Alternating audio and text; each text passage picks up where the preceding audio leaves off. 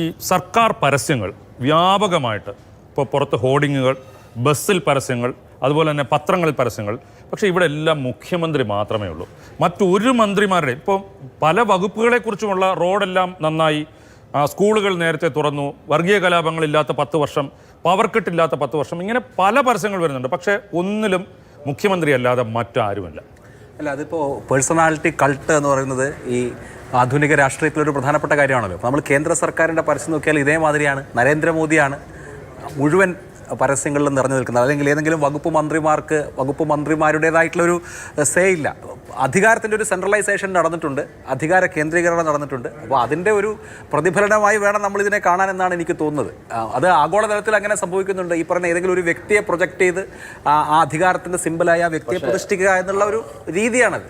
രാഷ്ട്രീയത്തിനകത്ത് ഏറ്റവും വലിയ പ്രതിസന്ധി എന്ന് തോന്നുന്നത് ഒന്നാം പിണറായി സർക്കാരിൻ്റെ ഒരു മികവ് രണ്ടാം പിണറായി സർക്കാരിന് ഇല്ല. എനിക്ക് അന്ന് ഈ ഒന്നാം പിണറായി സർക്കാരിൻ്റെ കാലാവധി കഴിഞ്ഞ് തെരഞ്ഞെടുപ്പിനെ നേരിടുമ്പോൾ ക്യാപ്റ്റൻ പിണറായി എന്നുള്ള രീതിയിൽ വലിയൊരു ഇമേജ് ഉണ്ടായിരുന്നു. ഇപ്പോൾ വെള്ളപ്പൊക്കം, അതുപോലെ തന്നെ പിന്നീട് കോവിഡ്, ഇതെല്ലാം കഴിഞ്ഞു വന്ന പിണറായി. പക്ഷെ ആ ഒരു പ്രതിച്ഛായ ഇല്ലാത്തപ്പോൾ ഇങ്ങനെ മുഖ്യമന്ത്രിയെ മാത്രം പ്രൊജക്റ്റ് ചെയ്ത് കഴിഞ്ഞാൽ മുഖ്യമന്ത്രിക്ക് എതിരെ വരുന്നതും ഒരുപാട് കാര്യങ്ങളുണ്ടല്ലോ. അപ്പോൾ അത് വരാം. അല്ല, ഇപ്പോൾ കഴിഞ്ഞ സർക്കാരിലാണെങ്കിലും ഇപ്പോൾ ഈവൻ കോവിഡ് കാലത്തെ മാനേജ്മെന്റ് ആണല്ലോ ഏറ്റവും പ്രധാനപ്പെട്ടതായിട്ട് വിശേഷിപ്പിക്കപ്പെട്ടത്.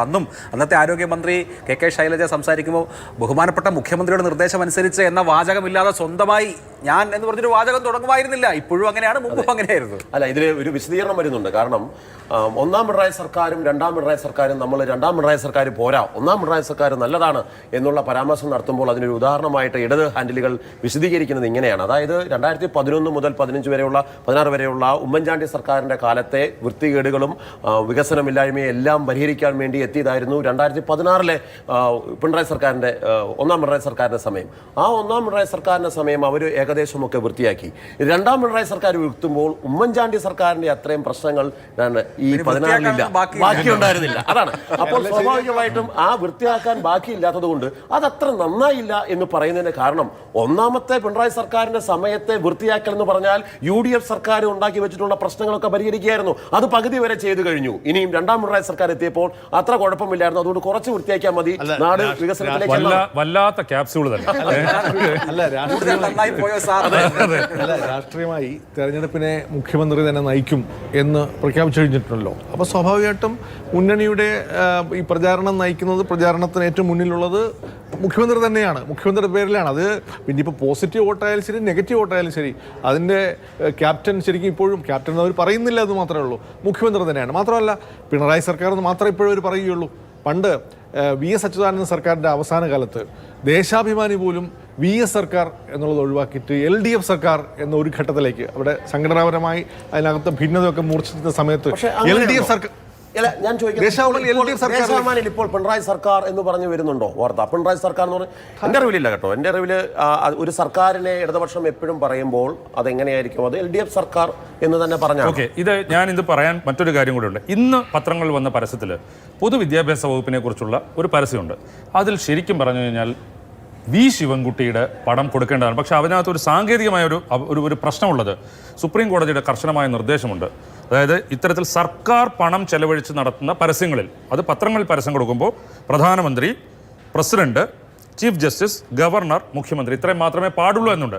പക്ഷേ എങ്കിൽ പോലും പുറത്തെങ്കിലും ഇന്നത്തെ ഈ പൊതുവിദ്യാഭ്യാസ വകുപ്പിനെ കുറിച്ച് ഞാൻ പറയാൻ കാര്യം, ഇപ്പോൾ ഈ സർക്കാർ വരുമ്പോൾ എനിക്കടക്കം ഒരു മുൻവിധി ഉണ്ടായിരുന്നു. അതായത് ശിവൻകുട്ടി ഒരു പൊതുവിദ്യാഭ്യാസ മന്ത്രി എന്നുള്ള രീതിയിൽ ഒരു പരാജയമായി മാറും എന്നുള്ളതായിരുന്നു എല്ലാവരും വിചാരിച്ചിരുന്നത്.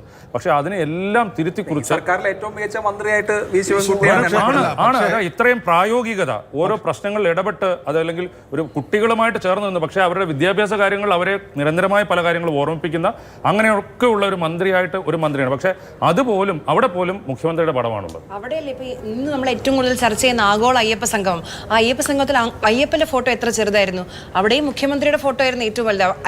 ശബരിമലയെ റീബ്രാൻഡ് ചെയ്യുകയായിരുന്നു ആഗോള അയ്യപ്പ സംഗമത്തിന്റെ ലക്ഷ്യം. അവിടെ പോലും മുഖ്യമന്ത്രിയുടെ ഫോട്ടോ ആയിരുന്നു, സർക്കാർ സ്പോൺസേഡ് പരിപാടിയല്ല എന്ന് പറഞ്ഞിട്ടും. അപ്പോൾ ഇതൊക്കെ ചെറുതല്ലേ?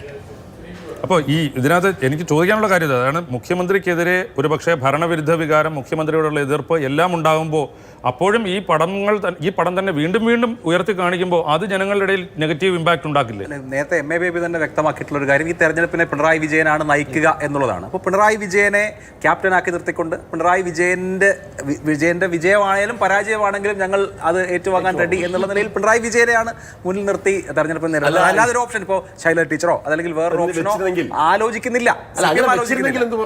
അല്ല, ഇതൊരു കൂട്ടുത്തരവാദിത്തമുള്ള രാജേന്ദ്രനെ പോലെ ആയേനെ.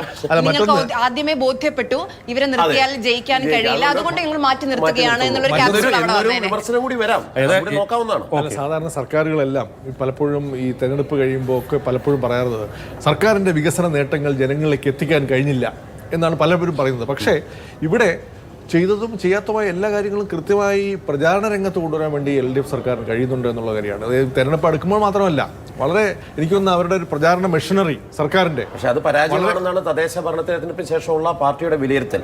കാരണം ജനങ്ങൾക്ക് നൽകിയ സേവനങ്ങൾ ജനങ്ങളുടെ അടുത്തേക്ക് എത്തിക്കുന്നതിൽ, അതായത് ഞങ്ങളാണിത് ചെയ്തത്, ഞങ്ങളെ തന്നെ ജയിപ്പിക്കണമെന്ന രീതിയിലുള്ള പ്രചരണം നടത്തുന്നതിൽ നമ്മൾ പരാജയപ്പെട്ടു പോയി എന്നുള്ളതാണ്. പൂർവാധികം ഭംഗിയോടുകൂടി വളരെ നേരത്തെ ഇറങ്ങിയിട്ടുണ്ടല്ലോ. ഇപ്പൊ തന്നെ ലോകത്ത് ഇപ്പൊ കേരളത്തിൽ ഓടുന്ന ഏതാണ്ട് എല്ലാ KSRTC ബസ്സിലും 3000 KSRTC ബസ്സുകളിൽ ഹോർഡിംഗ് വെക്കുന്നുണ്ട്. ഏതാണ്ട് എല്ലായിടും എത്തിയിട്ടുണ്ട് എന്നാണ് എനിക്ക് തോന്നുന്നത്. നിശാഗന്ധിയിൽ നടക്കുന്ന നൃത്ത പരിപാടിയിലും മുഖ്യമന്ത്രിയുടെ ഫോട്ടോ ആണ്, നർത്തകരുടെ ഫോട്ടോ ഇല്ല. അപ്പോൾ മൊത്തത്തിൽ മുഖ്യമന്ത്രി മയമാണ്.